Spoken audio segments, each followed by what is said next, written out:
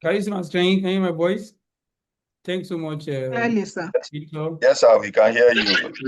We can see your screen, but Yes, your well, voice is a little low. Okay, is it low? Yes, sir. Okay, what up now? You can improve on that, sir. I should shout.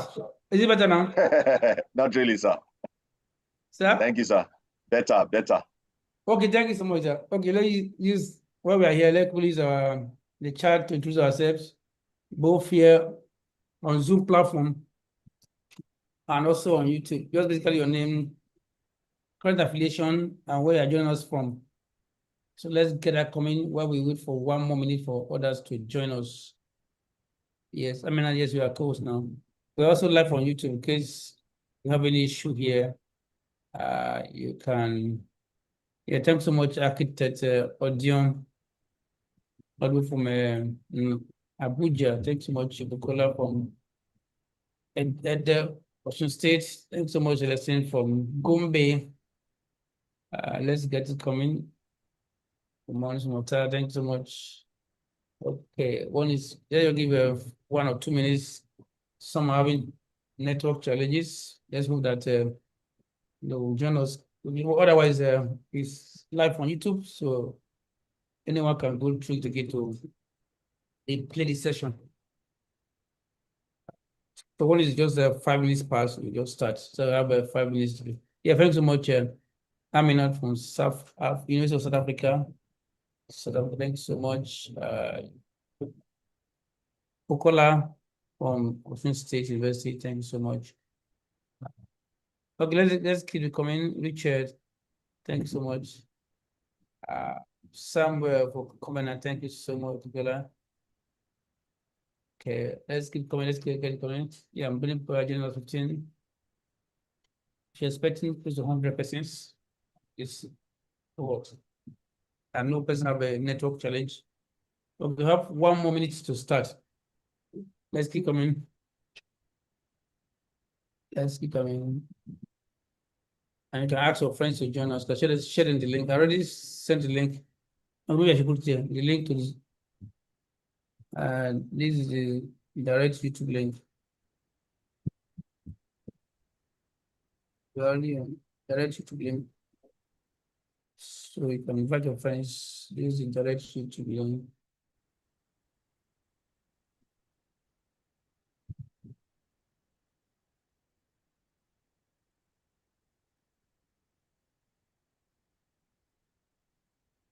Okay.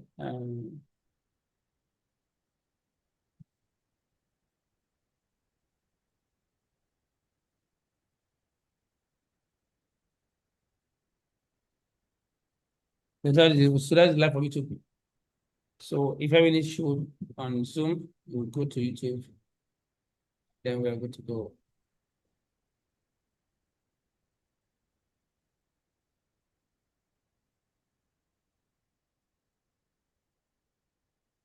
Okay. Now it's 5 minutes past, so we're going to start right away. Right. So this is basically the agenda we are running for today, and we'll just today. Yes. So I'll just take please confirm whether you can see my screen. Just write yes if you can, whether you are on YouTube or you are on Zoom. Just write yes. Okay, thank you so much. So I'll just take a quick welcome remark. But I hope you can see me loud and clear. Oh, this is Yes, Prof. okay. Maybe I should keep shouting. Okay, thanks so much. And then afterwards, a team member here will take the citations of the presenters, 2 of them, Romanus and Aminat, and then they will take us through I think they're doing the collaboration, presentation and hands-on, and then we'll have Q&A for the session, and then we'll have announcement and closing. So these are the 6 items on our agenda. And as we start, if you have any burning question coming on, so you don't forget, write it out both here on Zoom and also on YouTube. So I want to quickly now go to my welcome remarks. So this basically to say welcome so much to the 7th edition, episode 3 of that, of our African Scholars Mentorship Network, which we call ASMN 7.0. I remain your host, coordinator. Professor Evans is my name. I'm a professor of economics at Commonwealth University, and also the privileged founding chair of the PECOS Institutions and Development Research Center, DIaDeRC for short. That's our website. So, like, just to put by way of welcoming us, usually I said to welcome us in the name of God the Father, God the Son, and God the Holy Ghost, because we trust God as our anchor. So, we started this journey of 7.0 since on the 24th of May, and we are still on. So, that day we took episode 1. And in case you miss it, please go to our YouTube channel. It's there, so you can go through it again and again. And for those of us who are registered for the course, for the boot camp, there's exercise for each episode. So exercise 1 is still waiting, 2 is still waiting, and 3 will come out after today. So these are the 3 exercises we'll do for this series. And we're very welcome ourselves. So with today's episode 3, and we will continue to next week. Next week is the final week, which is episode 4. This is our YouTube channel where we'll also stream it live. And also last Sunday, we had a very wonderful episode, 31st of May, with these 2 wonderful women of Africa giving us how to maintain a work-life balance in the digital world. We had 2 wonderful presentations. Again, I encourage you to go through the sessions right there on YouTube so that you can, because actually I learned a lot. So there are practical sessions for both medical perspective and from AI perspective. How do you combine that marriage? So that's what the session dealt with last week. So let's go through it again and again. Yeah, for today, we are ready with this episode. So I'm taking this first point. After that, I will call on my team member to get set for citation of the speakers, and then they will take on us. So I'm still continuing that. So by next week, which is the grand finale, on the 14th of June, we have this big fish coming to us from the angle of policy research to give us insight on that. Let's get set. And that same thing we will do experience sharing. So as well as those who meet certificates will be issued on that day. So let's get set. And also we'll take some testimonials on that day. So that's why we, in those of us doing exercises, from there we create our testimonials. So let's, in case you're not doing exercises, please let's get it done. 1, 2, 3 will come out tomorrow. So I've done all of this one last week, so 1, and we just, those of us doing online, we just played DIaDeRC at 3, and the great things that God has done with us, which we are grateful. You can also check out that video, short video, 4 minutes video on the YouTube. Okay, these are all I've said before, so go through that. And this is also one thing unique about this episode, how many people registered. I know across different time zones. That's why we record it. So those who miss for time's sake, you can always come back to it again.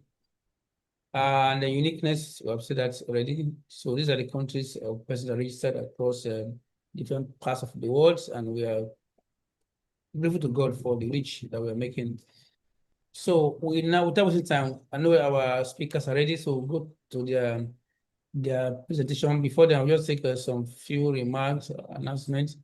Yeah, other opportunities I'll come out to this one towards the end. Have the ASMN premium membership. Now we can check out, well, once you go to our website, join the network, you see all the details, and the benefits are so enormous. So I encourage us to, before the end of the episode or series, let's join. And this is one of the batch we issue once you subscribe. And then the certificate will be issued once we meet the 2 main criteria, which is 1, finishing the studies, 1, 2, and 3. 2 is already 1 and 2 is already ongoing. 3 will be given tomorrow, and then also become a member of ASMN Premium. And this is sample certificate that we issue together with our collaborator at the University of Regina. And then we are planning to do the onboarding for batch 5 by end of June. So we'll see open the call of batch 5 of ASMN Premium till this date. Let's check it out. And so this is the meeting for the onboarding on 28th of June. You go to our website, so that event page. Okay. And then exercise one, thank God, 59% have done this as of today. Exercise two, 30 people have done it. So those who have done it, thanks so much. And those who are yet to do, please get it done, because by tomorrow or next that of today, the final one will be issued, so we can get it done, because it's one of the reasons, one of the criteria for the to qualify for certificates. So on that note, I want to quickly hand over to my team member to read the profile of two of our wonderful presenters for today. One of them is right here. So let's go. Good evening, everyone. So here is the citation of our two presenters for today. The first is Dr. Romanus Osabohien. Dr. Romanus Osabohien is a postdoctoral research fellow at the University of Energy Policy and Research, University Tenaga Nasional, Malaysia, and a visiting senior lecturer at Monarch University, Alta, Nigeria. He leads the publications unit at the Purpose Institutions and Development Research Center, DIaDeRC, mentoring emerging African scholars through the African Scholars Mentorship Network. He holds a PhD in economics from Covenant University, Nigeria, where he also lectured for over half a decade. Dr. Romanus is internationally recognized among the top 2% scientists in the world, Stanford University and Elsevier 2025, and the top 0.5% global scholars, Scholar BPS 2023 and 2024, for exceptional research impact. He has published over 100 articles in high-impact international journals, in journals indexed in Scopus and Web of Science, ABS, ABDC, among others. He has co-edited influential volumes with Elsevier, Springer Nature, Routledge, and Emerald, and serves as managing editor of the Institutions and Development Research Journal. He has executed funded projects such as the Alexander Fund, Humboldt Foundation, and the IFAD IITA. He continues to advance global dialogue on energy, climate, and inclusive development through research, mentorship, and international collaboration. The second is Dr. Aminat Olohunlana. Dr. Aminat Olohunlana is a certified microfinance practitioner, a development economist, and a seasoned facilitator. She holds a doctoral degree from the University of Lagos, Nigeria. Before moving into academia, she had a decade experience in microfinance subsector, focusing on credit risk management. Her research interests span across the economics of innovation, financial inclusion, and mental health outcomes. She is the recipient of awards and fellowships, including the African Economic Research Consortium and the African Research University Alliance. Her self-driven passion and dedication to academic excellence culminated in peer-reviewed articles published in ranked international journals. She's currently a postdoctoral researcher at UNISA, a non-presidential senior lecturer fellow of the Nigerian Economic Summit Group, and an adjunct lecturer at the Distant Learning Institution of the University of Lagos. Dr. Aminat is Nigerian Economic Society member, SEBDA fellow, and ASMN premium member. Let's put our digital hands together to welcome our two presenters for today. Wow, thanks so much. So let's put our hands together for them. And so hand over the microphone or the space now to our wonderful presenters. Okay, so what they are presenting, you can be keeping your comments right here on Zoom or on the platform.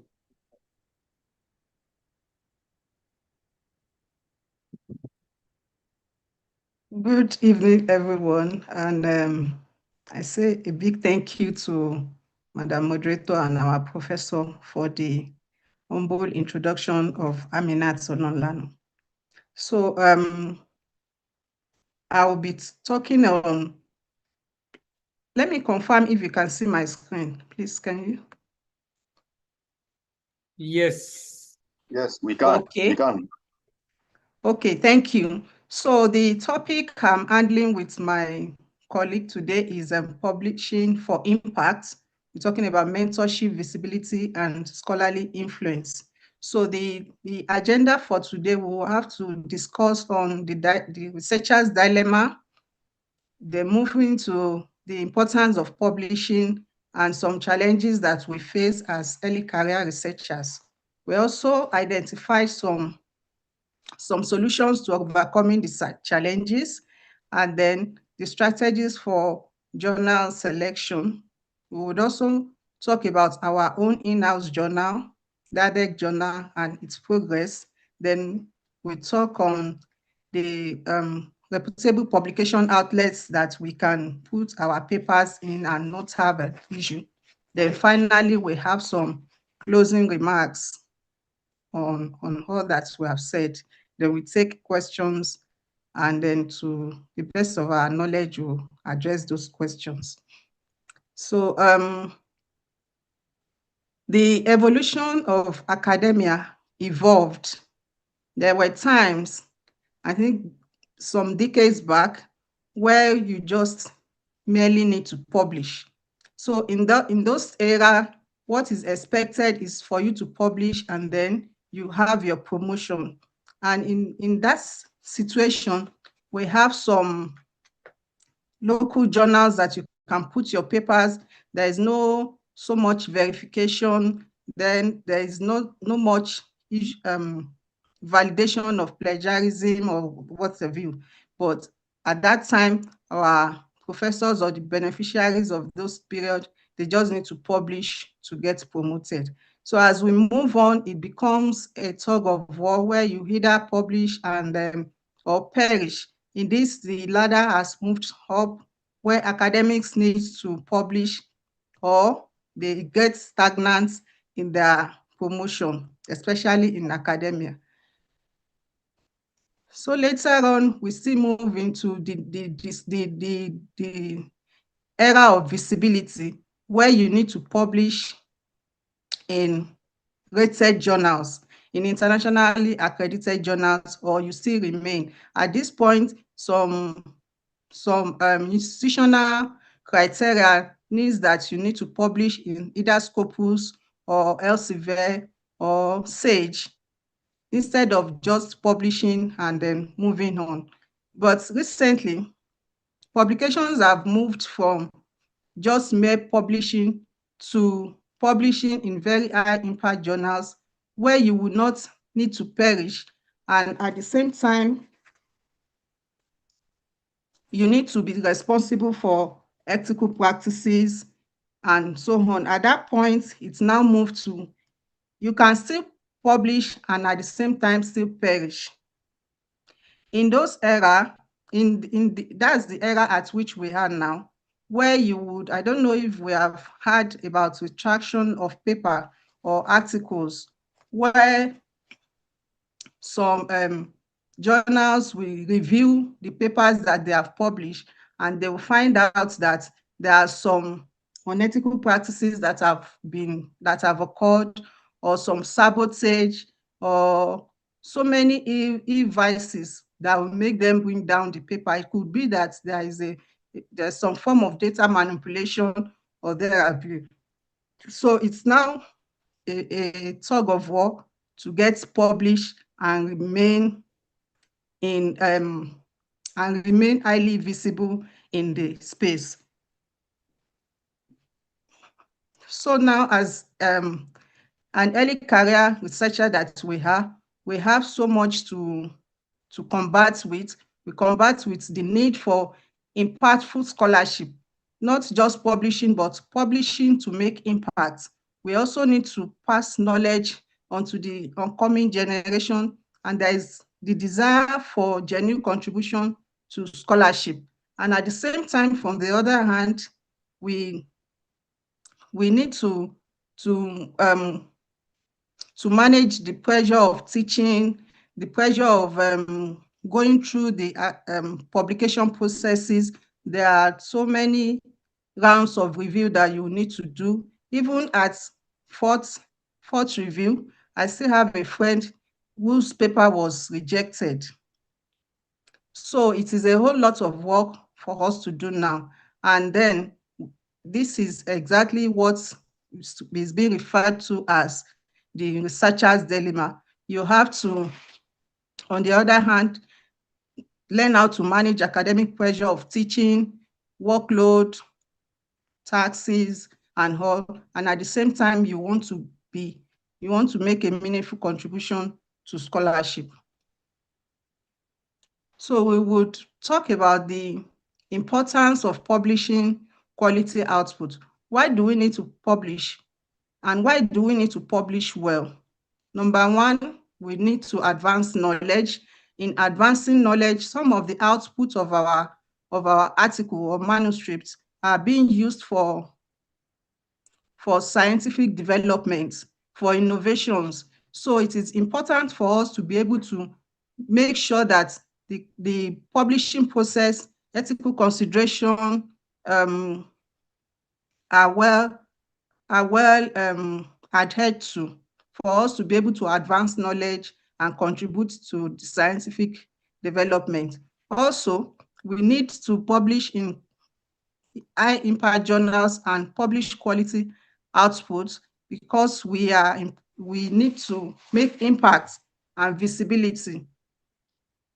In this instance, we will need to make some of our outputs are being used for policy changes, for sustainability, and also the visibility. It gives us some form of career advancement. You can be called for fellowship, which is now the new academic currency. We also use that to build our networking footprint. As an established researcher, you get emails every day, you get connection requests every day because you have been able to showcase yourself as somebody that is an expert and have a voice in your field of discipline. And then if one is able to publish quality output, it indirectly leads to financial stability because from the history of your experience, your output, your, what do you call it now? Your academic currency, you'll be able to position yourself as a better researcher that is qualified for grants. You become an expert writer.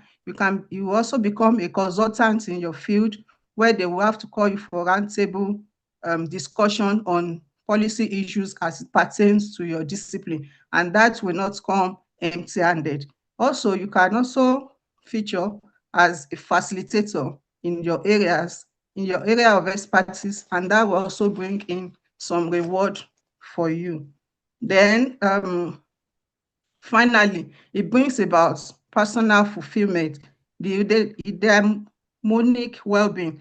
That is, you are satisfied with whatever fulfillment, your purpose for living is being fulfilled. So all of these are why it is important to do it well, to do it right, and to do it according to the ethics of our work of research. So many of us as early career researchers, we face a lot of challenges. And the first of the challenge is the systemic barriers. As a lecturer, especially in even in private universities, the workload is usually overwhelming. You have more than 7 classes to take or 10 classes to take, and at the same time, it is expected of you to be able to produce articles for promotion. Sadly, in most institutions, the academic workload takes a lesser percentage when it comes to promotion. So it is an issue for early career researchers to battle with. Also, in our climb, We are grossly adequate in terms of research infrastructure. Especially in the developing countries, I will take Nigeria as an example, only a very few institutions have access to repository, to access to international journals, and also they do not have the funding for payment of article processing charges for attending international conferences, because it is from these conferences that some of the ideas that you need to write on will spark your interest. Also, we are lacking critical skills. Skill gap. In this instance, most of these inadequate infrastructure limits our ability to be able to understand how to do critical literature synthesis. We are also very lacking in terms of data analysis, because, for instance, personally, I am myself that taught myself how to do data analysis. Despite that, I've been doing econometric courses from undergraduates to masters to PhD, but I have to make sure that I go extra mile for the personal development for data analysis, and it is very critical for scholarly research. Also, a lot of us do not understand the ethical considerations of the type of research that we need to do. If you are doing a qualitative research, there are ethical considerations that need to be undertaken. There is the process of ethical approval, and once we do not understand it and we have that inadequacy in its knowledge, then it becomes a problem. Even in terms of peer review process, there are so many things that is expected of us to be able to document when doing our peer review, not just answering reviewers' comments and send back. There are so many other techniques for you to be able to win the hearts of your reviewers, especially reviewer 2. So moving on, we have issues of mentorship crisis. Most times in the part at that which we have, there is no clear demarcation between tutor, mentorship, and apprenticeship. So it's a lot. There are some undue expectations that we as students or ECR expect from our supervisors or our mentors, and it's quite different. So we also have unhealthy network, and unhealthy network, and this unhealthy network is what brought about this paper that is very popular recently about put my name, I put your name, or something like that. It is still some of the challenges we face as mentor. Some supervisors, thesis supervisors might want to be the lead author in a paper that they barely contributing. So all of these are challenges that we face as early career researcher. Then we also have the external part, which is the structural barrier. There is a perception on African scholarship, most in some journals, that once you submit your paper for publication, it will not just in few minutes or in few days you get a DEX rejects, because they already have a biased perception about African scholarship, and these biases are mostly unpointed, but we experience it. When I was discussing this with a senior colleague, he said that he submitted a paper and went to the toilet to ease himself. Before he comes back, he got a DEX rejection. So it then means that that paper was not even giving a fair assessment, a fair first level assessment before it's been rejected. And I also have a kind of experience in this structural bias, where a paper that was submitted and rejected, once we added some international scholars into the paper in the same article, in the same journal, went for review. So it is it is there, but there's really nothing we can do but to manage the situation.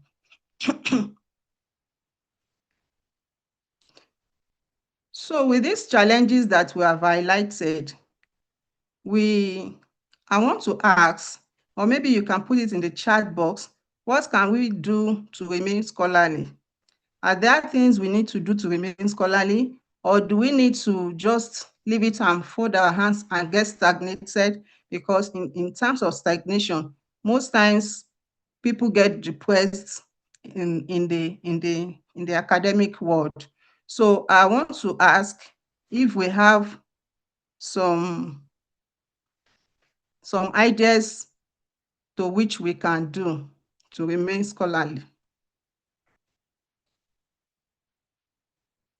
Do we? Okay. The way to get started is to quit talking and begin doing. Walt Disney, because we have so much excuses that if we keep embracing or romancing those excuses, we'll remain where we are. So it is very important for us to discuss about the way forward.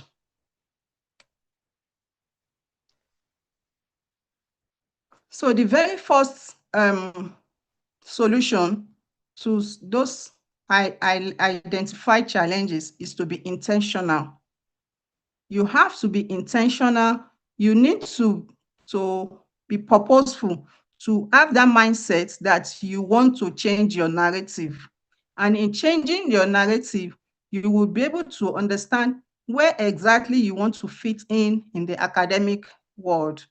Then, like we have done last week, our facilitators were very, very explicit about delegating tasks. The tasks that are not important, we need to delegate it. Those that are important, but they are not priority tasks, we need to understand why we would delegate each task.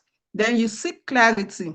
In seeking clarity, you should be able to identify your weakness and your goals. What are your goals in the next 5 years? Where do you want to be?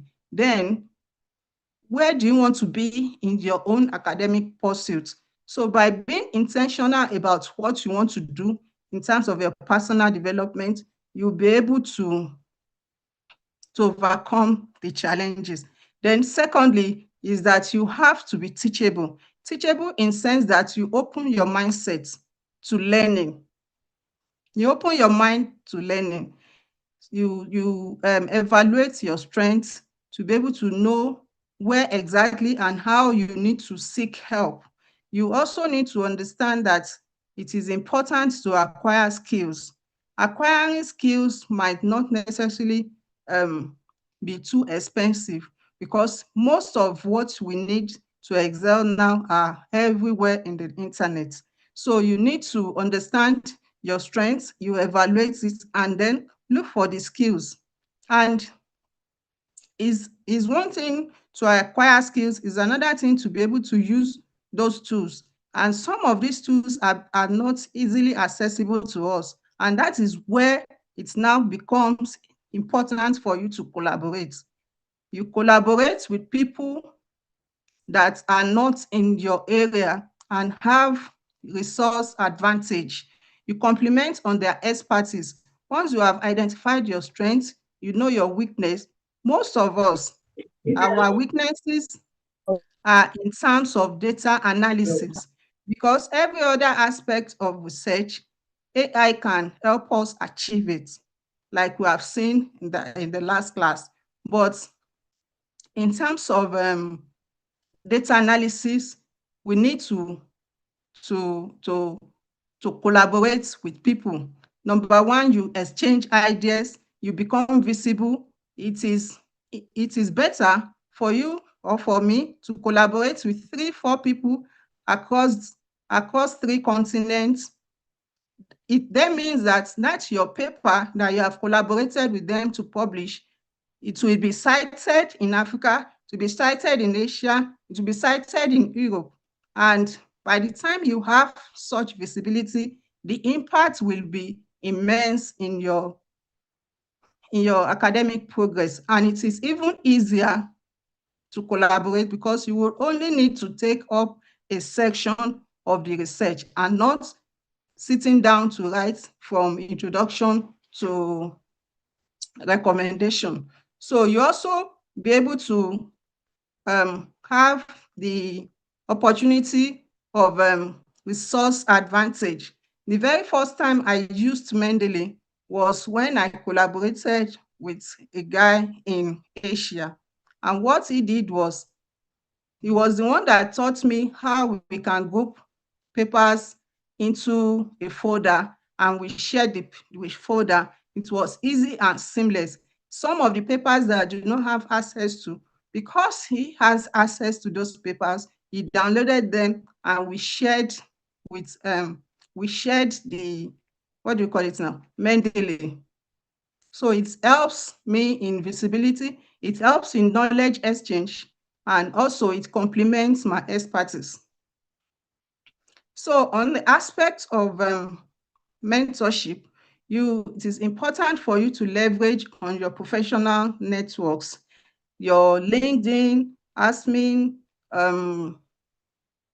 what do you call it? So many of our professional spaces. There are some that are very specific to your discipline. It is important for us to join those spaces because the conversation in those spaces will spark research interest, will spark research ideas and curiosity that will now help us to build our research, what do you call it now? Research base.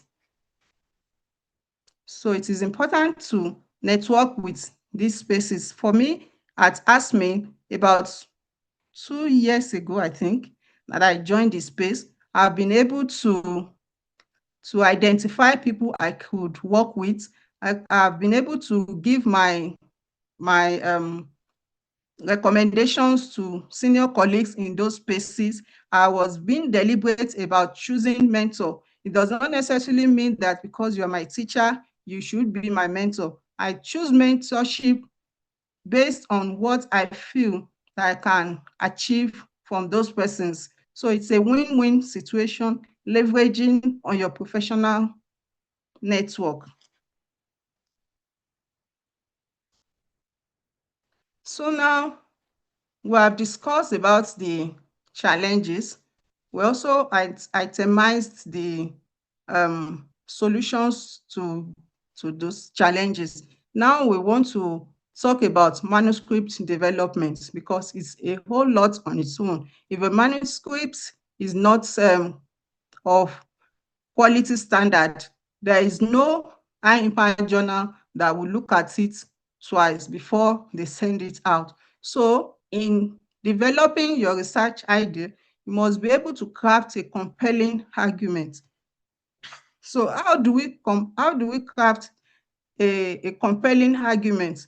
We can get those ideas from what is happening in our society, from the prevailing social problems that we have, or scientific problems that we have, and they are still not unresolved, despite the fact that research is going on and on and on every time on those specific areas. So example is some of these viruses that we see. We heard of COVID-19 in 2019, 2020, and a variant of COVID-19 is still coming. I forgot the name now. There is a variant of it that we have at the moment. So for those in the science space, it gives them an idea of where they need to intensify their effort. And this effort is identifying the triggers of those infections and then trying to culture those the samples to see and build vaccines that will curb that menace. So in social issues in terms of poverty, financial inclusions, we still have them, very, very serious, especially in the African society. So it is a way to find an argument, but the argument must be compelling that a virus, that there is an outbreak of a virus which does not lead to death. So that is a problem because there was an outbreak of a virus, but because it does not have an impact on the society, then it is not a compelling research.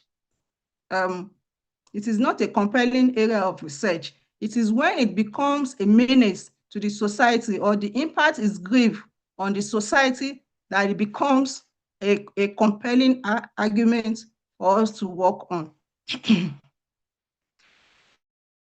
So we can also get our research ideas from our thesis, master's and doctoral thesis, from conferences, issues that happen, and emerging global events. And also, we can also get our research ideas from the literature, going to the literature and using the Boolean operators to look at Boolean operators like and, or, not, and etc., to look at what is yet to be done in that area of research. And that would now lead us to finding the research gap.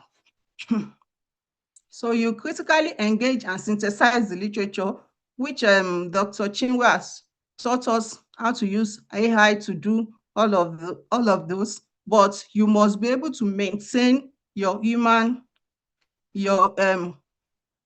impact. You must use AI. We must use AI to support and not allow it overtake our reasoning. So there are some evaluations that I did recently on thesis, and you would know that that candidate went to the internet, put the research questions, and download everything verbatim and submit. So that is not scholarly enough. So by the time we synthesize the literature, using the literature matrix, we can be able to identify the empirical gap, if there are theoretical gaps, methodological. There are about 7 gaps, research gaps, that Miles identified in his article on research gap taxonomy. I would advise us to check on that article to be able to understand how we can find and identify gaps in the literature. Having identified gaps, it is not all research that are immediately researchable, because that you will see some doctoral students or master students that they got stuck because of data availability. So we must be able to confirm that the data is available, or it is in public space, or we have the tools of collecting those data points. So we verify that we have the means to manage the collection and analytical procedure. It is very, very important for us to be able to identify this before even going deeply into the research. Then, having gotten all of those things, we've got our research gap, we confirm that there is data, and we have the analytical tool that we will use to analyze the data. Then we begin to write. You write as many times as possible. You review what you have written. You rewrite. At every point that I review, I see mistakes, and you rewrite. You take expert opinions from mentors.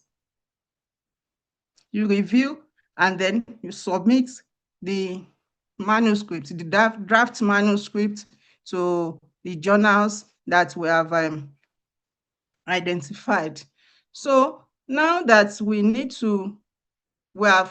are done with manuscript development, we now need to understand the criteria for selecting the best journal outlet for our work. Number 1 is for you to align your research with the aim and scope of the journals. For instance, we have some journals that are very, very context specific. Maybe what they want to work on is sustainability.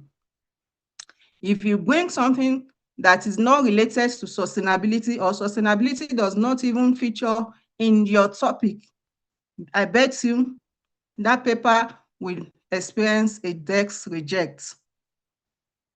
So another area at which we can find the best journal for our paper, the best home for our article, is to use the journal finders. Elsevier has a journal finder, Springer has, Taylor and Francis has. So once we go to the journal finder, we'll just copy our abstract and put and paste into the journal finder. It will give you suggestions of journals that best aligns with your work. So it is very, very important to be able to reach their aims. There are some articles that are region specific. They will tell you that they are interested in studies in Asia. So if you are blind to their scope and you submit a paper that is concentrated in Nigeria or Africa to those journals that are specific about studies in Asia, then it will bring back a rejection, a DIaDeRC reject notice to us. Another critical point for us to take into consideration is the legitimacy of the journals. We will check that through the impact factor and the index. Where are these journals indexed? We need to understand, are they indexed in Scopus? Are they indexed in Web of Science? Are they indexed in a whole lot of indexing metrics that you can use to check? And the impact factor will also show how long the journal has been in existence and what has been its impact to scholarly contribution. It will show maybe it's 1 point something or whatever. We should also be able to avoid predatory journals. Predatory journals are journals that send email to you that in 2 weeks, your paper is out, as long as you can part away with some euros or dollars. There are some predatory journals that, in fact, as you have submitted into the journal outlet, you can just see the paper published without review, without revise, nothing. You just see it published. So the pitfall is that those papers will not be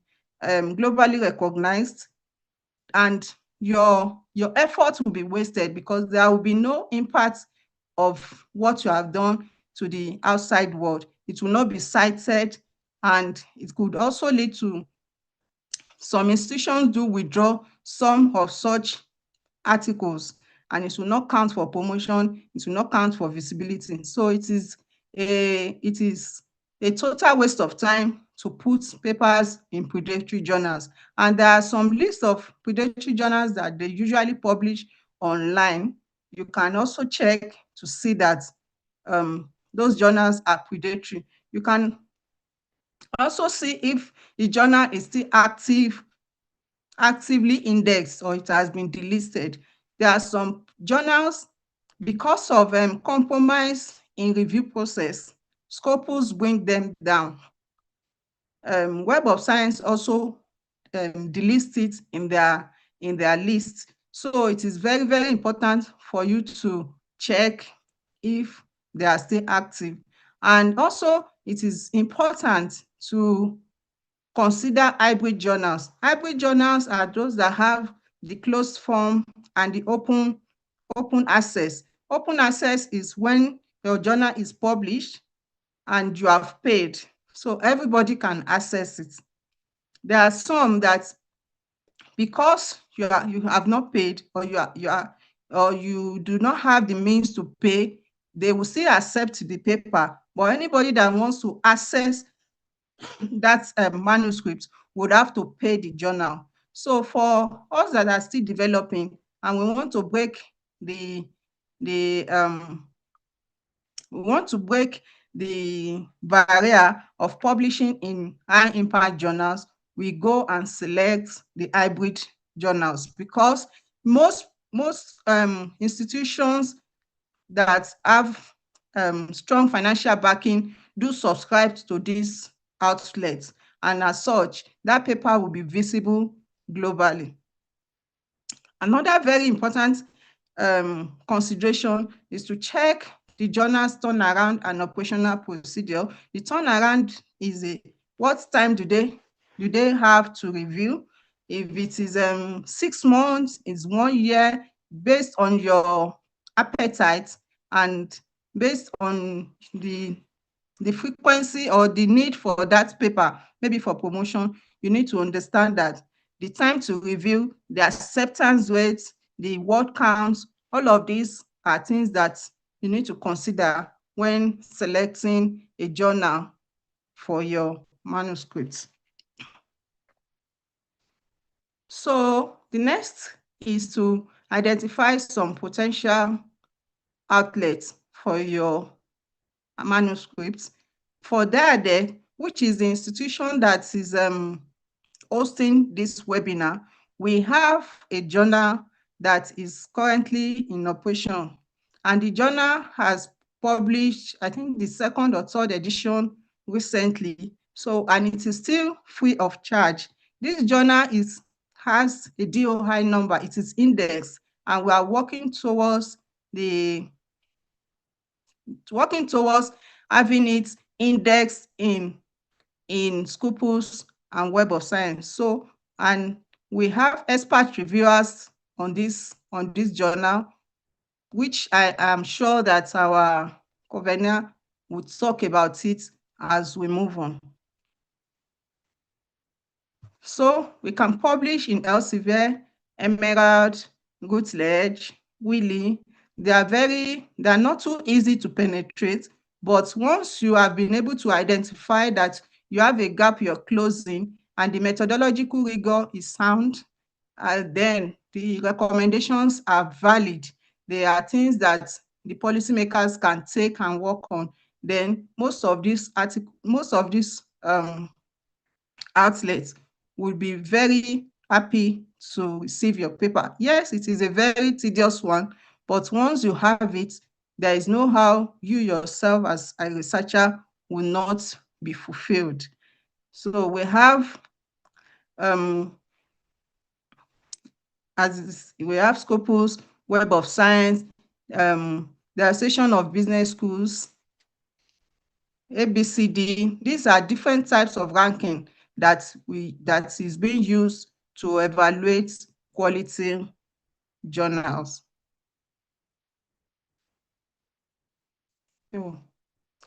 So in closing, we should understand that publishing is just more than visibility. It is for impact. Every paper we publish adds value to global knowledge and also strengthen African voice. So like we have seen that there is a biased mindset about African scholarship. There is nobody to write this story except Africans. And that is why it is a call for every African researcher to be able to publish a very rigorous and sound article. It is not only for publication, but it is for impact and to rewrite our story in the academic global space. Then it is important for us to aim for quality and not quantity. Because if we are looking for quantity, it will push us to predatory journals, it will push us to low index journals. But it is very, very important to choose reputable high impact journals and uphold every ethical standard as it is required of each and every type of research that we do. Maybe as time goes on, from some of our in-house training, our scholars will take us on the type of research and the ethical considerations or ethical guidelines for each of the research. It is also important that we look for quality mentorship because it is a very lonely and difficult journey. But through guidance, collaboration, and knowledge sharing, we will be able to get to our destination. The journey continues with you and I. We should keep writing, publishing, making impact, because it is an idea that would change the world. Thank you for listening to this. The AI disclosure, the presentation is the presenter's ideas, but we have used AI tools to refine the argument and enhance the visuals. Some of the tools that are being used are Gamma, Gemini AI, and Cloud.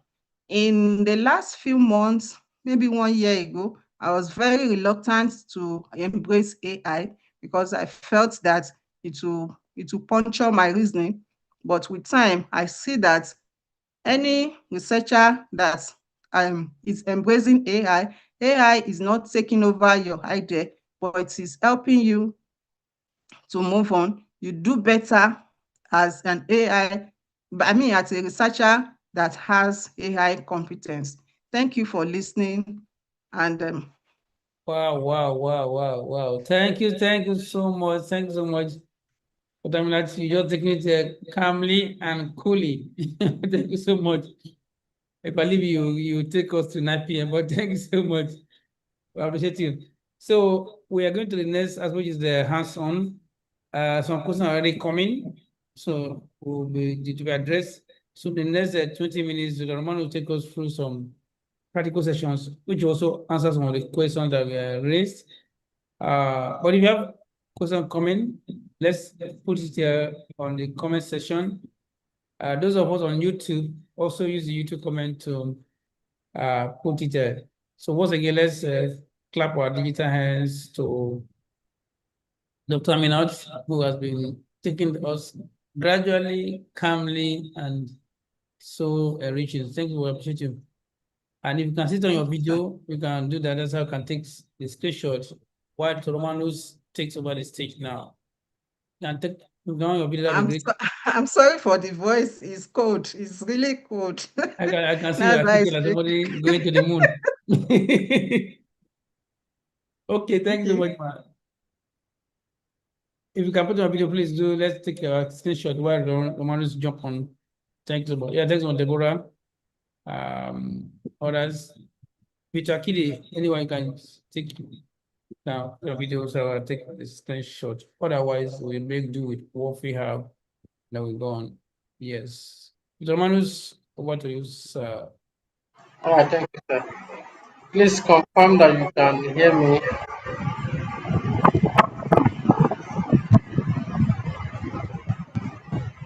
Yes. Thank you, sir. Thank you, Dr. Aminat, for that wonderful presentation. So please grab your device, grab your laptop, grab your phone.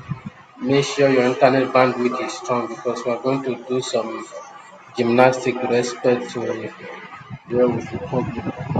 Somebody was talking about African-based journal. I think Dr. Celestine. So with respect to that, maybe I'll start with our journal. The African-based journal is very necessary to reduce some structural bias that we face in terms of publication. So I'll just share my screen. I'll just go to the website.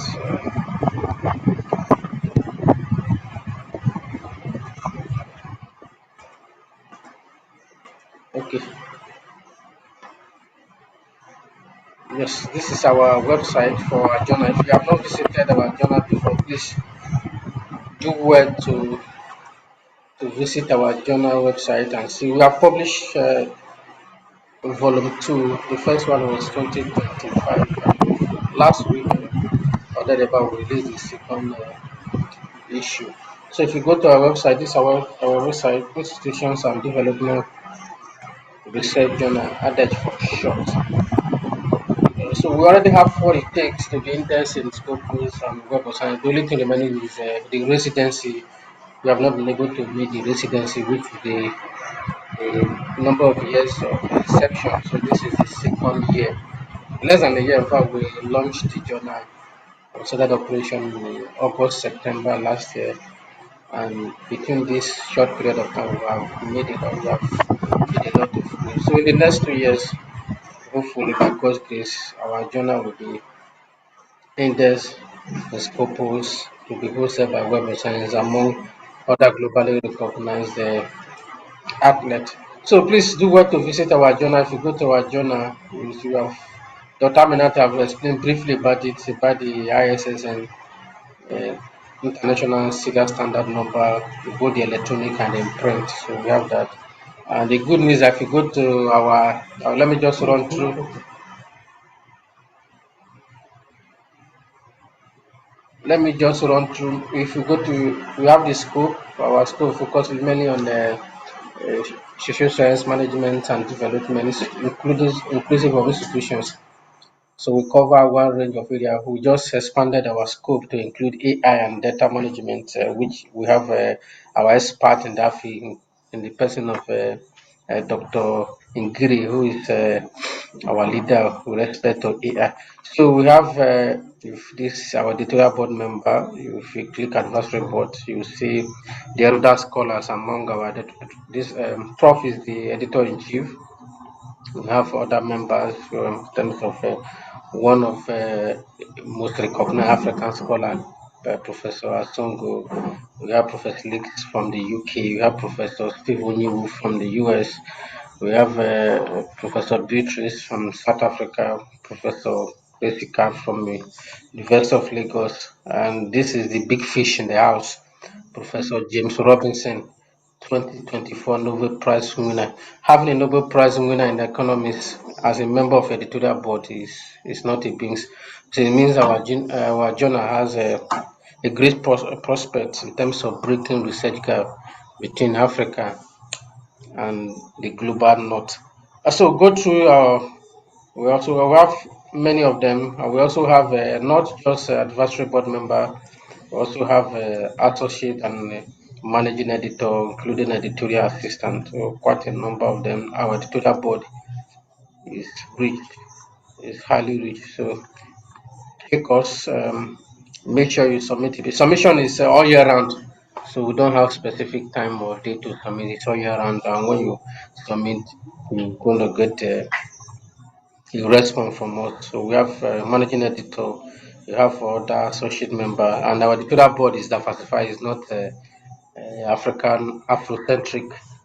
So it goes across the continents of Africa. We have editorial board members from Africa, from Asia, from Europe, America, and the Pacific.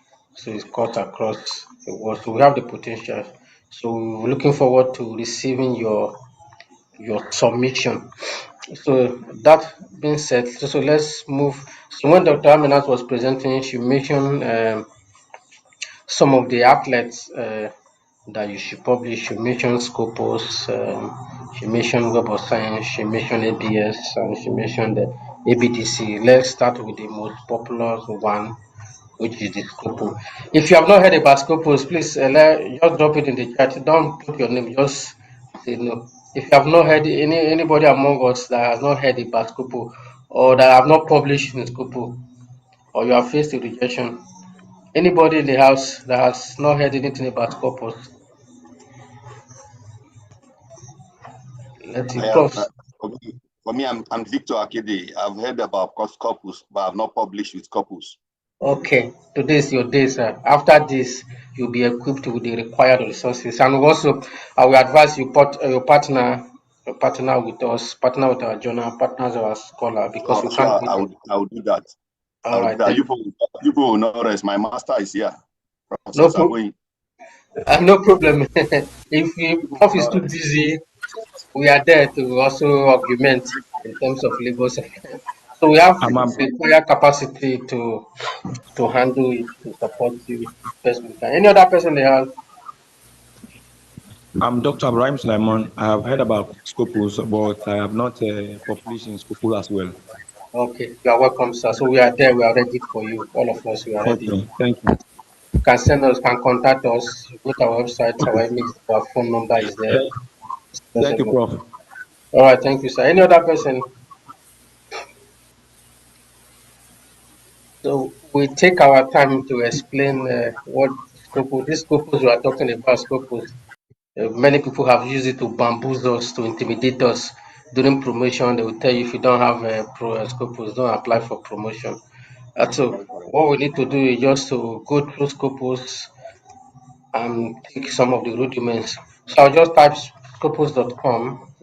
If you have your device, or you can follow me. This presentation, I'm sure, with the permission of Prof, will be sent to you. It's on YouTube, so you can go to the YouTube and watch it. If you miss anything, you can write us for clarification or for further inquiry. Over on YouTube. Yeah, we can't cover everything here, so you can write us for further inquiry. So I'll go to this Scopus. Confirm that you can see my slide, my page. Very clearly seen. What can you see, sir? Start exploring. Okay, thank you, sir. If you look at it, this is the Scopus page. Like Scopus is subscription based. I'm having access to it because I'm using my institution. I log in through my institution. So if your institution does not subscribe, you may not have full access to the Scopus page. So it depends on what if you open a Scopus page like this, you see so many things, you can be confused. You see search, you see socks, you see Skyver. I don't know if every year Nigeria releases top 500 researchers, top 500 Nigerian researchers. So they're using Skyver.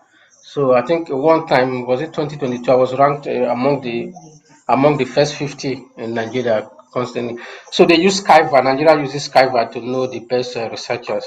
So this is based on your Scopus publication, your citation metrics, and your output. So it depends on what you're looking at. Here you see document, you see authors here, you see researcher discovery, you see organization. That means you are looking at the output for each organization. Maybe you want to see, maybe VC of University of Lagos promotion is coming. You want to know percentage increase in terms of publication, in terms of total output for the university, year on year increase. So you can come here and check. Then they have this one was completed recently. AI was not there. AI is used to AI will help in terms of metric citation. So it depends on what you are looking for. Now, because we are talking about journal, we are not talking about authors, we are not talking about institutions, we are not talking about documents. We are looking at journals. I will just go straight to where we can get journal. So I'll just go to source. From source, I can get journal. But if I'm looking at authors, I want to see maybe how many authors, maybe somebody's bragging or talking that you publish. So you can come here and check how many publication does this guy actually have on Scopus. So you can come here. When you come here, for example, if I'm looking at with the surname, I can type Osabohien. I'm looking for Osabohien. I'll type the first name, Romanus. So this guy's output on Scopus will come out. So this is the total number of output. Now, not just total number of output, you want to see where this output is coming from, the citation, the years. So you can click here and check. So our focus for today is journal. So we are talking about journal. So I'll go straight to journals. I'll just click source 6. So if I click source 6, you can see title here. Title. If I click on title, if I want to search based on the subject area, for even maybe I will have a paper, I don't know the journal I want to submit, but I know the area. I can just click on area. Maybe I'm doing my journal paper is focused on development on institutions. I'll just click on area. If I know the title of the journal, I'll just click on the title. If I don't know, if I'm looking at publisher, maybe I like publishing with a Elsevier, I'll just click the publisher and enter a Elsevier. So all the Elsevier journals on Scopus will pop up. Or if I don't know the name of the journal, but I know the ISSN, International Serial Standard Number, so I'll just click on ISSN, so search. So now let's assume I know this, I know the title. It's good that please be careful when you are searching because some of our brothers in Pakistan and Bangladesh, they can clone journals and you may fall victim of a clone journal. Please, when you are searching, make sure you search thoroughly to avoid the journal that is cloned. So I just enter title. So from our SME member, please, I don't want to enter the name of a title. I want all of us to participate. Just give me a name of a journal, the title of a journal. Let's just search together. You can just give me a name. Psychology. Sir? Any name? A name of a journal that you know that maybe the journal you submitted the paper and the journal rejected it and they say no, this is a big journal, we can't publish your paper. Let's check the root.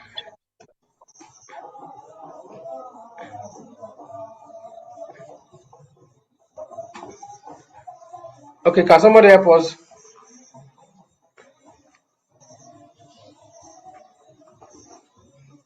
I'm going to call him so.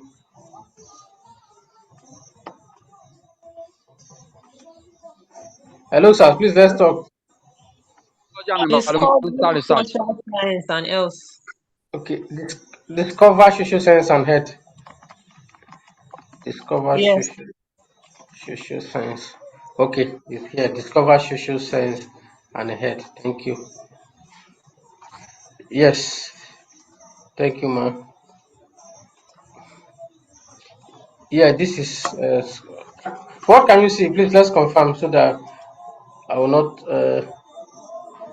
be talking to myself. You can see the journal Discover Social Science and Health. You can Social see science site. and health, Thank you, sir. 1.3, 45%.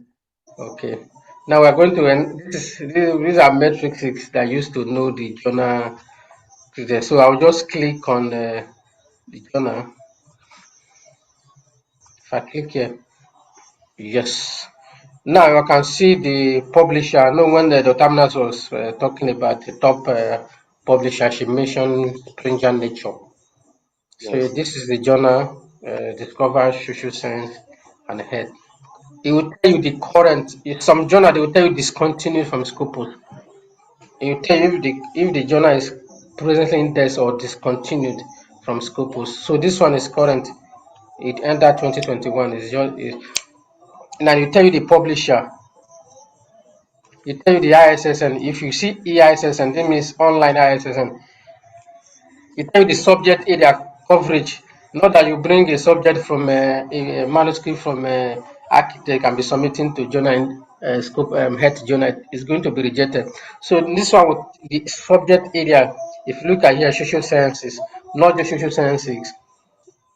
If health, public health, environmental and occupational health, medicine, health policy. So this one will give you the area, so the scope of the journal. So make sure before you submit to a journal, you know the scope, the coverage of the journal. If your journal is not within the scope, no matter how good the journal, the paper is going to be rejected. Now, if you come down here, if you want to view manuscript that's been published by the journal, you click here. So you can click here to view manuscript. I can download. So this journal is open access. There are some journal that may be good open access. So when you see good open access, it means that the journal is good open access. Good open access, that means the journal publishes open access only. If a journal publishes open access, there is 100% probability that the journal is going to charge APC. So and also for scholars from developing countries, some journal like Nature gives a waiver, especially for student PhD and masters. So if you're a PhD and masters, you can take advantage of that. When I was in my PhD, almost all my publication of free journals, they give waiver. So they will be happy to give you waiver because you are contributing to science and they don't want to price out young scholars. So I want to see, let's assume I'm doing a literature review. I want to review manuscript from these journals. I like this paper, Self-Medication by Dysphoria Among Indian Students, Systematic Review. So I'll just click here. Let me see what this guys. I'll just click view PDF. So I'll just download.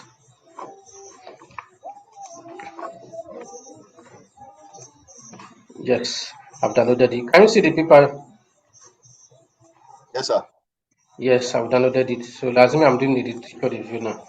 So I'll just go through. So you can actually get good papers on Scopus if you know the name of journal. So we are not doing literature reviews. I'm not going to go through the manuscript. So I'll go back to my journal metrics. So we are still on the metrics of journal. How do you know if the journal is Q1? Can somebody tell me how do you know? Okay, we have not looked at the size. Okay, percentile. Now from the percentile, you will know that the journal is Q1. from here, this journal, if I go here, this is 45%. So how do you know that the journal is Q1? Scopus is ranked from Q1 to Q4. From Q1 the highest, Q1 is like Q1 is the highest, Q2 second highest, Q3 third highest, Q4 is the least high. How do we know if the journal is Q1, Q2, Q3, Q4? And based on this percentile, what percentile or what rank is the journal now? This is 45%, and the highest is 99 or 100%, and this is 45. 45%, sir, should be Q4. Oh, Q3. Q3. Please mention your name and your answer, please. Let's. My name is Dr. Victor Akede, River State University. Okay, Dr. Victor. Dr. Victor, which one do you Akede. say? Okay, Dr. Victor I said Akede. Q4. Q4. Dr. Victor said Q4. Okay, somebody, I've heard the voice of Dr. Igaru. Ngozi is Q3. Okay, Dr. Okpe said Q3. Okay. Dr. Yaro, Q3. Q3. Okay. We're having two Q3 and one Q4. Any other person? Okay, some Dr. Igaru or Dr. Victor, let me go with you. Why do you say it's Q4, sir?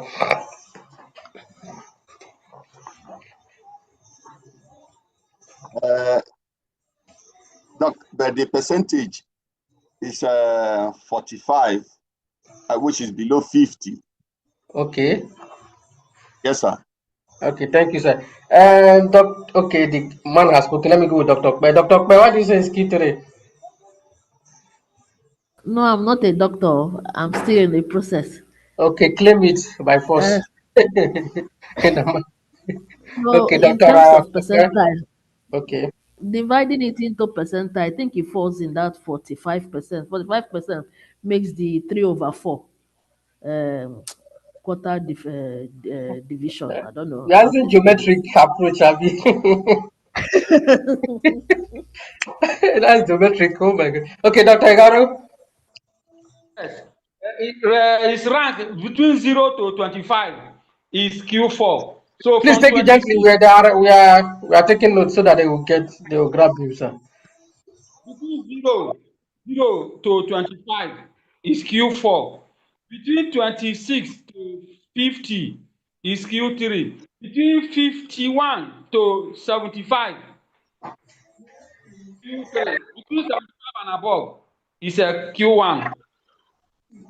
Okay. Okay. You are right, but there's a little bit error. Yeah.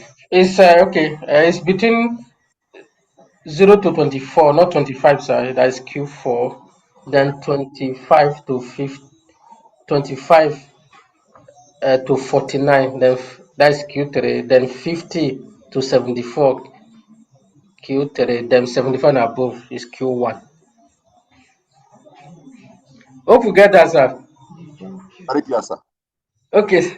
Okay. Let me take it again. Thank you.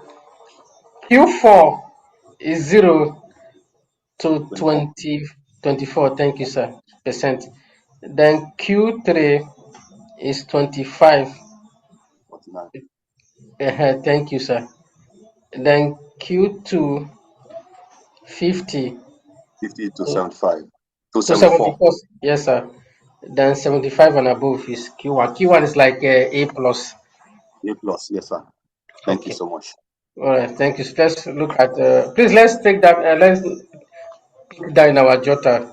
Okay. Let's take other metrics. The other matrices that we may not be able to finish. You have a site score. Site score is that if you publish in this journal, what is the probability of it being cited? That's like size score of the journal. If you publish here, is it going to be cited? So there are some journal that will receive high citation, like a severe journals. They receive high citation more than any other journal. And if it is also depends if it is open or closed access journal. If you publish in open access journal, the probability of being cited is higher than one is subscription or closed access. So this one is a schemago journal rank. It also shows the rank. Then there are other matrices Now here you can also check the latest one is 2025. They have not released the one for 2026. So Scopus they update their database twice a year. So the ranking is not synchronous, so it's fluctuate. You say a journal that is Q2 today, tomorrow can be Q1 or can turn to Q4. If the journal is not being cited or is not being published regularly. So you can check year-on-year growth. If I click here, this is 2025, you show me, if I click 2024, you see that the percentile will not be the same. For social science, you can see 45. Then for health, social science under health, you see 38%. If you see public health, 28. If you see health policy, 27. But it takes the highest, which is the 45%. If I take year 2024 now, you see that I will check now if it is increasing or decreasing. So current year is 2020 is 45%. Let's check. You see last year now is 38%. It means that this journal has gained some progression. That means there is a success. Yeah, that means by next year, if all has been equal, or by this is June, they will update their site by November. So by December or November, by projection, it can turn to upper Q. I thought to Q2. So it means that this journal has the probability of growth in terms of classical, and it's been published by recognized outlets, which is Sprinter Nature. Any question so far? Or you can put down your question when we finish. There are so many things that we may not be able to exhaust here. So these are the basic things we talk about in journal. So you can just rush and give me the other journal. I will let's check any other journal. Let's compare. Okay, so okay, let's check the chat. Let's go to the chat. Okay. Somebody took. Okay, Journal of Natural Products and Bioprocessing. Okay, let's see this one. Okay, IMT. Okay. So let me just pick one. Pick this one and check. Wow, this one is not a Scopus. Let me restart. Journal of Natural Products and Bioprocessing. I give one, sir. Sir? I give one. Yes, sir. You can drop one on the chat, or you want to call if his name is short. I can just type it. Let me International Journal of Research. Okay, sir. International Journal of Research and Innovation in Social Sciences. International Journal of Research and Innovation. International Journal of Social Sciences. It's not on Scopus. Research and Innovation in Social Sciences. Innovation in Social Science. Not here. What's up? Okay, somebody has dropped IMT Journal of Management. I can't find this. Please let somebody give us journal. I can just pick journal from any journal from my head. IEEE access. Ma? IEEE access. You are not an assuming member, Dr. Chinwe. Sorry, sir. Okay. Sorry, sir. You say anybody now. That's what I'm talking about. Okay. You are a pro. Okay, no, let's move. Okay, IEEE what, man? Access. Access, yes. Okay, thank you. Sorry, let me just okay. IEEE access. Okay. Yes, wow. You can see. Can we see? Hello, please respond if you can see. Okay, Asian I can food. see, sir. Okay. I can see, sir. Okay, you can see this zone open access. Once you see open access, just know that it's gold open access. That's what they call gold open access and publishing. If it's gold open access, that is pure open access. That's what they call silver silver open access. That means both good hybrid. So if it's good, anyone that's good open access, there's 90% chances that they will going to charge APC. So we read their profile. If you see this one, this site score 9.3 is high. You see 91%, very high. You see the area engineering. So this one 91% is strong Q1. So you want to see, so you follow the step that we have done before. So let me check it out. So let's not waste more time, so because we have a lot to do. We have not covered other databases. No, but Scopus is more popular one. Please after make sure one of your assignment is that before this year and make sure you publish in Scopus, whether Q1, Q2, Q3, Q4, it doesn't matter. Just publish any paper. That is our assignment. Dr. Victor, please, Dr. Okmayami, Dr. Igaro, and all members. Your assignment is that make sure you have a paper, if not published, but submitted to Scopus Journal under review. So that's our assignment. So by next year, by December, at our community converge, you are going to give us a report. So let me put it that we also have award for best. Okay, sir. We are ready to help also. Okay, okay. Let me not waste time with Scopus. There are other things you can do with Scopus. I've mentioned if you want to look at the hostels, if you want to look at your affiliation at your university. If I put university here now, you see all the best authors.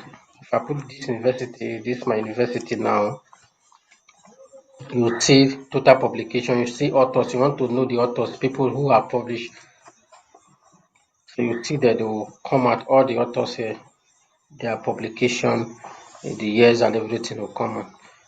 So just go to Scopus at your leisure, visit it and do so many other things. There are so many other things you can do. You can check the Skyver. So let's not waste time on Scopus. Put down your question. Let's go to Web of Science. Web of Science. I'll just type Web of Science. webofscience.com. Now this is Web of Science. Confirm that you can see my page. Yes, I can see, sir. Yeah. So okay. So Web of Science here, if you want to check the name of the journal, I can use the same journal. I can use a Discover. Who mentioned? Okay, you want to give me the name of journal? You can give me the name of journal. Okay, from YouTube, Journal of Teaching and Learning. Okay, Journal of Teaching and Learning. Okay, it's here. Okay, Journal of Teaching and Learning is here. So this Journal of Teaching and Learning will show me you tell me the journal title is here. Okay, Independent Journal of Teaching and Learning. Is it what the guy mentioned? Journal of Teaching and Learning. The Journal of Teaching and Learning is here. Okay, Journal of Teaching and Learning. ISSN is very important. It's also here. Please, when you are submitting, confirm that the journal is not cloned. Both the print and the electronic here. It tell you. Now, Web of Science, it has different components. There's what they call this is ESS. This is Emerging Source Citation Index. There's what they call Social Science Citation Index. There's what they call Science. They have Arts and Humanity. And they have Medicine and General Health.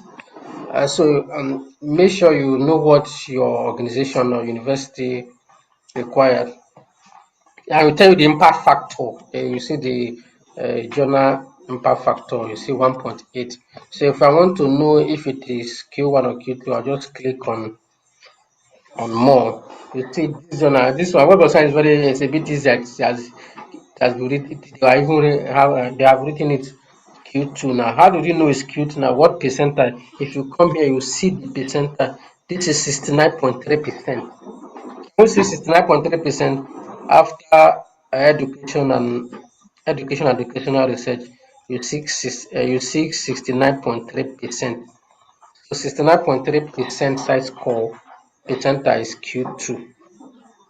You see the impact factor for 2021.8, which is a bit low. It will show you the country that this journal is resident, Canada. Don't be carried away. There can be a closed journal in Canada and US. These our brothers, the Indian, the Bangladesh, Africans, they are there everywhere. So when you see Canada, you don't conclude that this journal cannot be cloned. So when you are submitting, make sure you verify. If this, I have fallen a victim of a clone journal at my Canada stage. In fact, I paid $200 and who contributed, and later found out that the journal is not indexed on Scopus. They just went away. We just discovered that the journal is hosted in India, and those guys.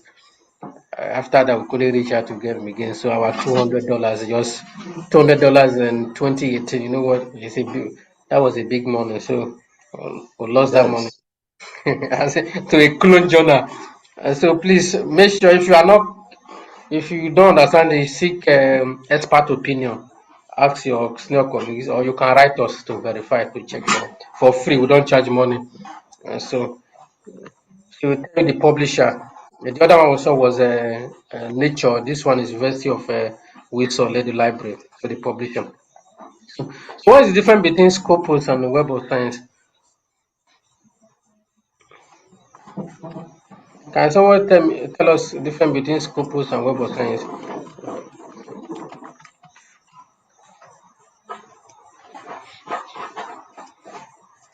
Let's discuss. This is I'm not teaching.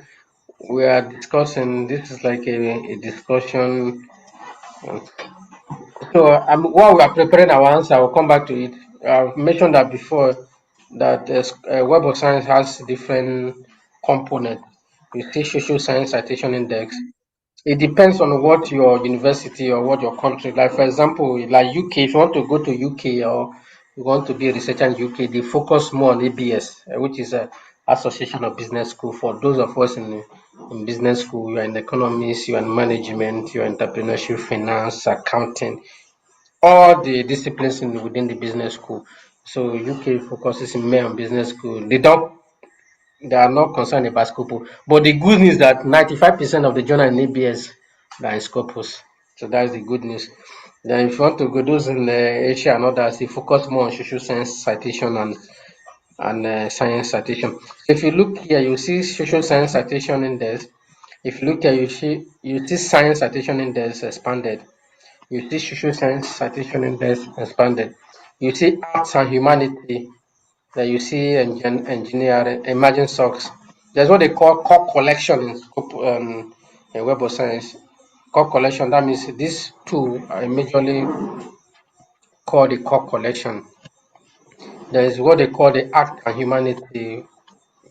They have business and so many others. For those of us in science and social science, depending on your field of research, if you're in social science, focus more on social sciences in this. If you are in art and humanity, focus on your core area. Any question, please put down your questions. We're going to take your question, put them down, put them in your note. You can send it to us. So these few things we can cover about the Web of Science. So the major difference between okay, the similarity between Scopus and Web of Science. Now let me go with the similarity first. That they are both ranked from Q4 to Q1, and the same percentile rank. They use the same percentile rank from 0 to 24. Your Q4 from 25 to 49. Your Q3 from 50 to 74. Your Q2 and 75 and above is Q1. So, but the Web of Science has different component than all of Scopus. Those Scopus have their general scope. So Web of Science have SSCI. For those in Asia, they focus mainly on SSCI and SEIE. And those in Australia, okay, we'll talk. Those want to focus on ABDC, that means Australian Business Dean Council. And for those guys in South Africa has their own as a Department of Higher Education. Nigeria, when are we going to, those of us lose, when are we going to develop our own criteria? When are we going to stop relying on international set standard, ignoring our local economy? So for those of us in our field in academy, please start develop. You can write to NUC to develop our own criteria for promotion to reduce international dependencies. So we can develop our own criteria. Even the Google Scholar was not developed by Nigeria. So South Africa has their own as a DPHA, and Nigeria, maybe we can do that also. That's an assignment for us as Nigerian and African scholars. So that's all about that with respect to Web of Science. There are a lot to cover. As we say, discussion cannot end here. So after discussion continues. So that we want to look at is ABS. ABS. Let me just rush because it's running. I'll just type ABS. If you type ABS, now ABS journals are more crazy. Let me say, use that word, more crazy. The editors are more crazy and more wicked than compared to Scopus. Scopus is a bit easier, and the Web of, as we are going, it become more difficult. Scopus is a bit easier. Web of Science harder than Scopus.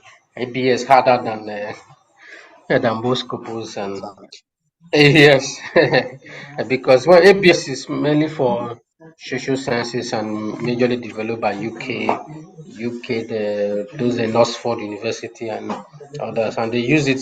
If you're applying for a grant in the UK, they are going to check your publication in ABS, whether you like it or not. Or you are applying for a fellowship, they're going to check it if it's in this ABS. So if you have ABS 1, 2, 3, ABS is ranked. Unlike Scopus and Web of Science, that is rank Q1 and Q2, Q3, Q4. ABS, they use ABS 1 star, 2 star. It's like a military rank now. They use 1 star, they use 2 star, 3 star, and 4 star. So getting ABS 4 star is like from Africa. Don't it, also most impossible. For my few years in research, I've not been able to get ABS 4 star. So that's how difficult it can seem if you are coming from Africa. So this is ABS. If you look at this database, you can check the database. You can just pick a journal and tell me, let's check if it is ABS. I want to mention that if a journal is not in ABS, that does not mean that the journal is not good. ABS is designed for business schools. So if you are in science, if your journal is very good, you may not find it in the ABS database. It doesn't mean that the journal is not good. No, this is designed for social sciences. So mainly for social sciences. Though there are some science journals that are there, but they are not much compared to social science journals. So somebody can give me a journal. Let's check.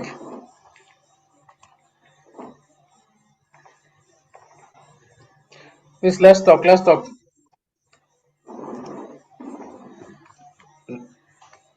Dr. Akidi, or you can drop it. Yes, boss. You can drop a journal.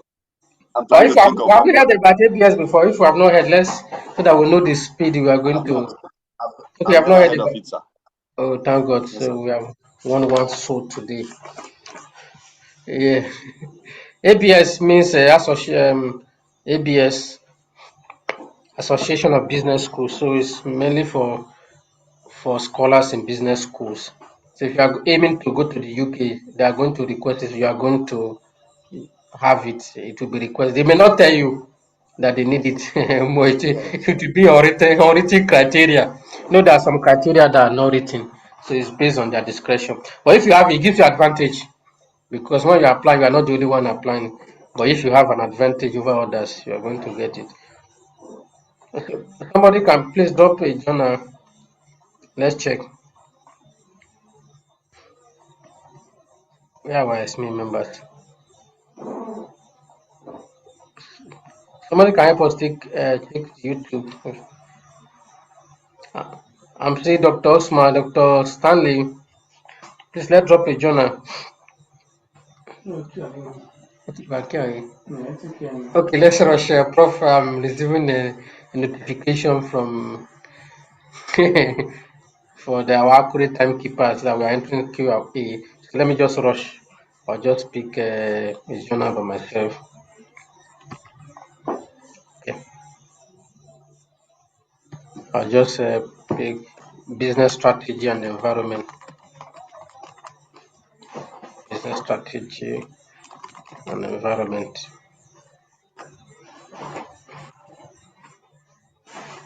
Okay, I see. Please confirm that you can see my slide. Yes.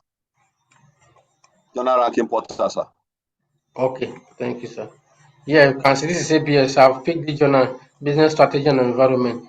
You show me the ISSN. if you show me the ISSN,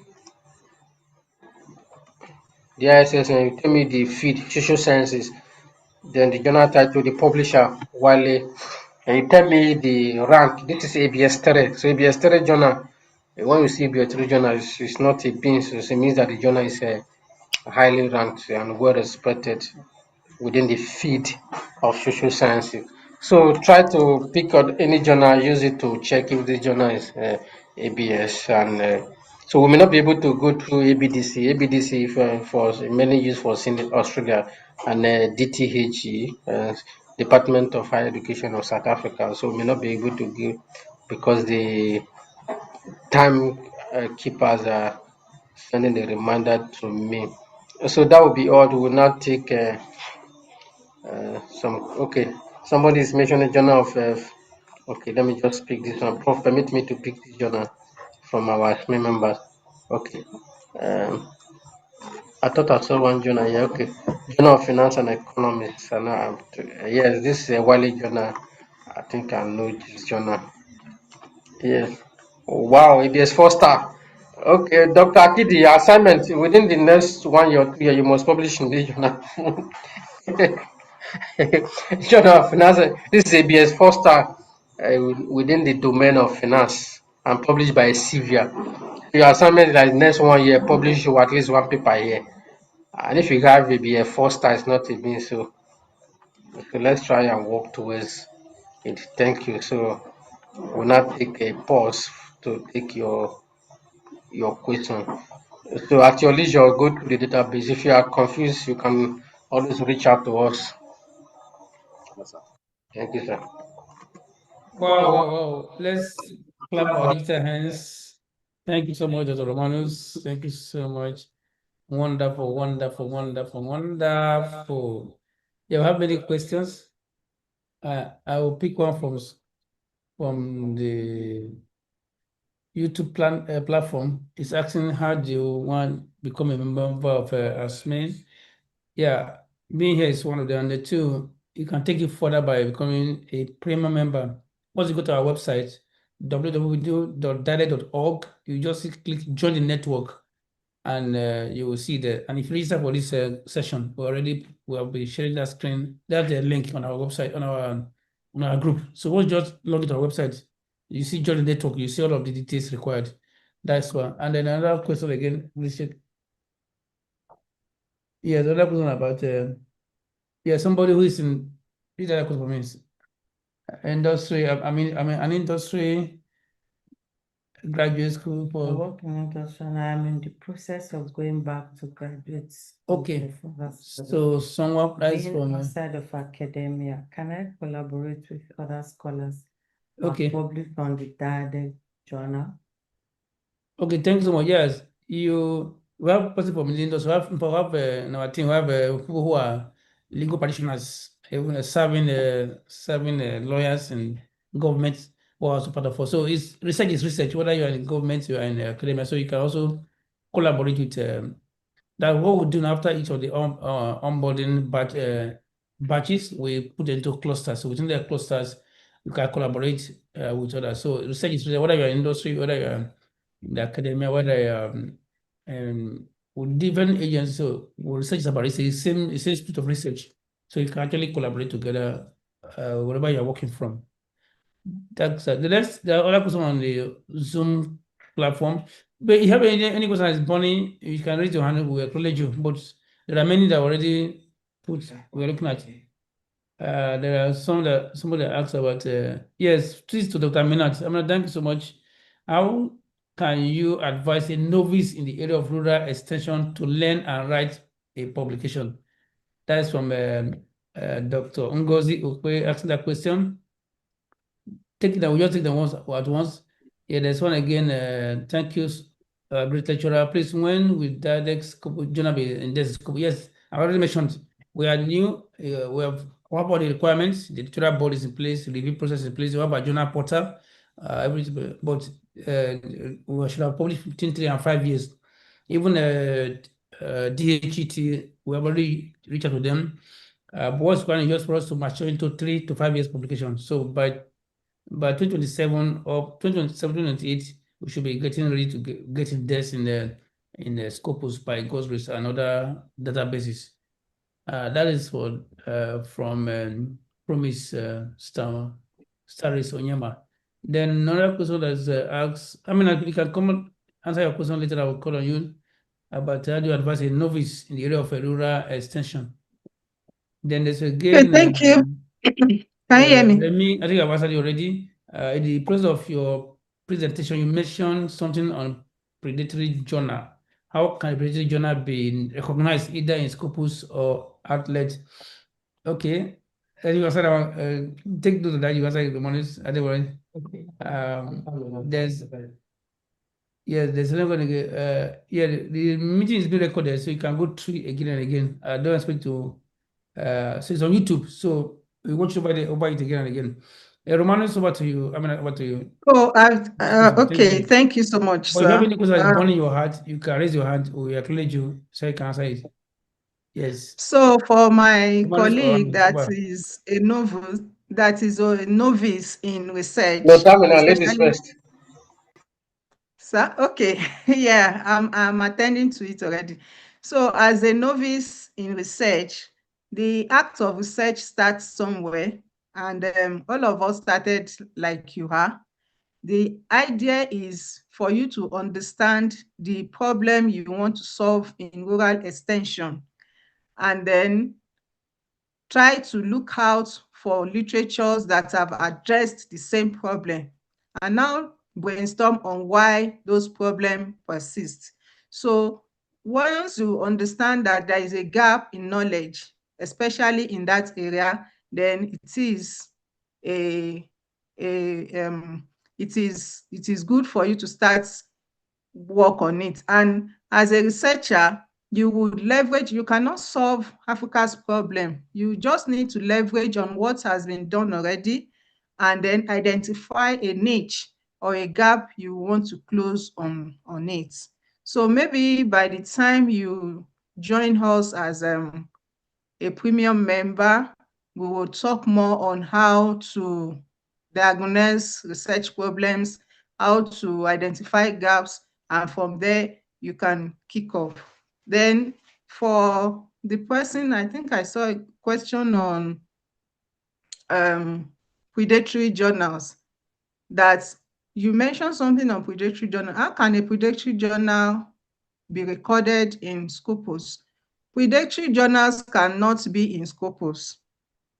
Scopus and Web of Science are used, they have an evaluation metrics which allow them to evaluate each and every journal and put them in their website.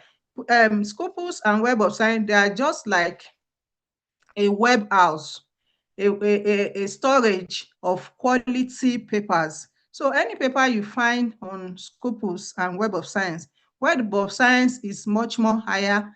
Their criteria for screening is much tougher. So any paper that you find there, they are reputable papers. But along the line, if their editors compromise the process of review, or maybe they have issues with ethical considerations, that is when they drop and they get delisted on the page, and as such, those papers will no longer be indexed on Scopus. Then, why does one Scopus review say, no, you cannot see a paper on Scopus that will take 2 weeks? I'm not sure I've come across any paper on Scopus that will review for 2 weeks. The minimum is 1 month, 1 month or 6 weeks. And because the process of review is daunting, and it is also not financially rewarding, majority of scholars, they don't want to put in more effort in review. So the process of searching for a quality reviewer makes them to have an elongated time frame for review. In fact, there are some which I've also done before, but it's not good for you to accept to review and then you forget because of overwhelming tasks, And after 1 month, they call for a reminder, you have still not reviewed, they withdraw it from that reviewer and send to another reviewer. So the process of sending that paper to one reviewer, from one reviewer to the other, it's what makes it takes time. And then the editorial, their criteria, there are some that they go through very rigorous process of review that you can begin to review first, second, third, fourth time before it gets published. So a paper can take 2 years, but once it is out, you will know that yes, it's a worthwhile adventure. So is that my only question, sir?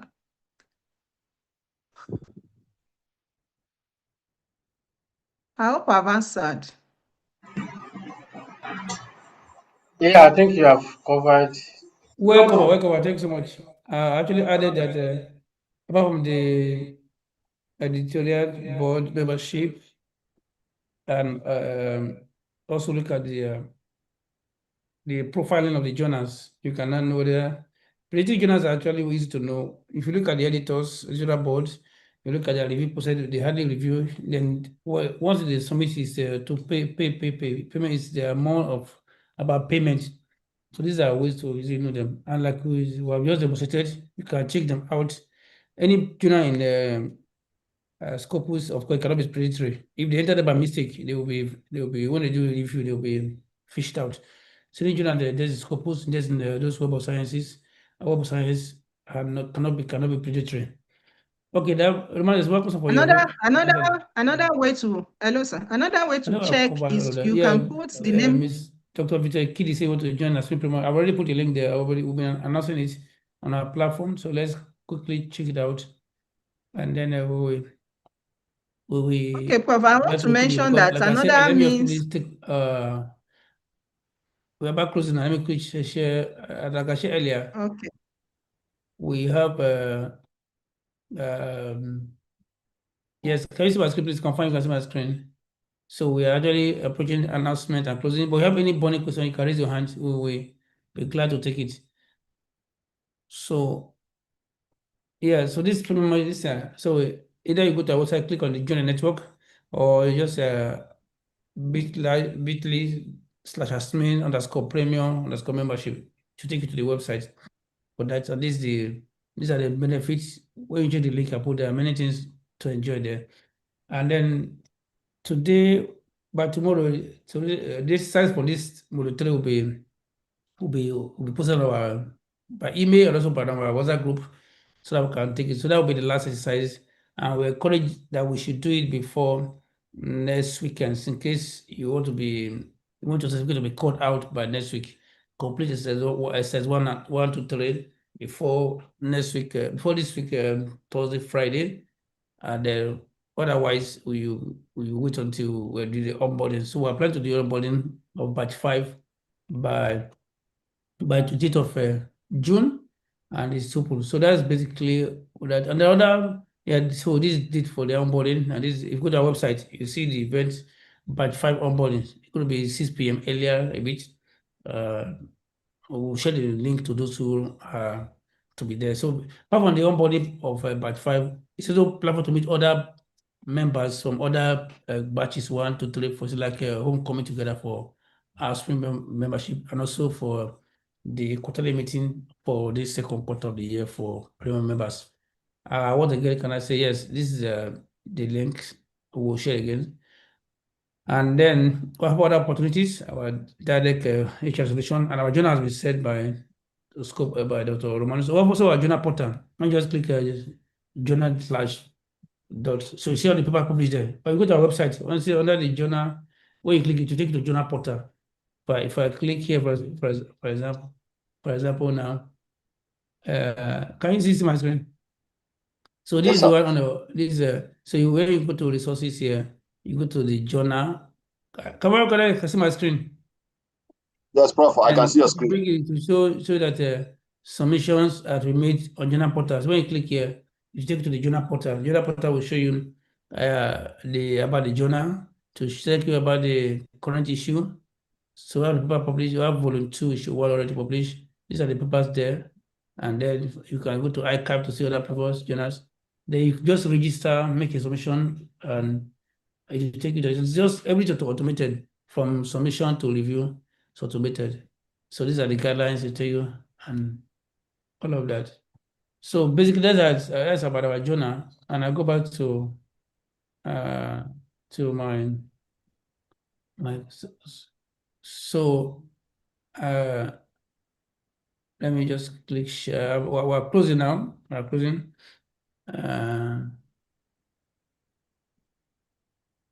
So as we go, so this is all our conference already coming, based on the conference. This is also the conference website. And also our cards, which will announce by 3.0 very soon. All right, that's basically all. So I will, okay, I will now post for other question. What's that? Please read that for me. Okay, that's from from YouTube. So now that I know better, I initially published my article in a particular journal. Can I revise it and publish the same article in a Scopus indexed journal?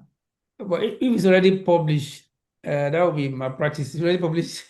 What you can do is to do a follow-up. So you can extend the journal to maybe the focus, if there are some areas you didn't cover before, or some variables. So if it's already published, it's already published. It's already in the public domain. So you cannot, because publication is not only for you, it's for the society. So you mean that people already, so you cannot now withdraw and otherwise, you'll be charged for self plagiarism. What you can do if it's not yet published, so it's under review. You can write to withdraw it. When you withdraw, you can now polish and publish as well. But if it's already published, you cannot republish it. What you can do is to look at the areas you didn't cover, maybe variables you didn't put, so you can now revise and to be a follow-up on that journal. Does that help you, sir? Thanks so much. Yeah, we have 2 minutes to go. If you have any question, can you put on chat or raise your hand? Yeah, Dr. Peace Ngiri, over to you, ma. It's not actually a question, it's a comment. There was a comment, okay, that when they were presenting, the presenters, they mentioned that there are two hybrid journals, that's open access and subscription based. So my comment is this: if you want to publish in a subscription base and you know abstract, so what you can do in order to increase your citation is to make sure that your abstract contains the overview of what you are doing, the problem, the objective, the methodology, including your results and future work. So when somebody reads your abstract, the whole thing, almost everything that the person will need to know about that journal is there. So the likelihood of that article being published or being cited, even without reading through the entire work, is there. Thank you, sir. So much, fantastic.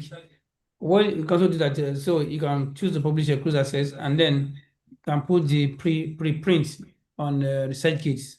So when you put on research kit, and you now put that the full paper is published as this, you put the citation and the link to the full paper. Once you put it on research kit, even Google Scholar will pick it up. So people can also cite that preprint and then put the full citation on it. Wonderful. Thanks so much, Dr. Ngiri, for that. Yeah. Otherwise, we are good to go. By next week, we continue. That's our final, but that is one of my best day because we see time to look at it generally. So next week, that's the last, the very last. Can you see my screen?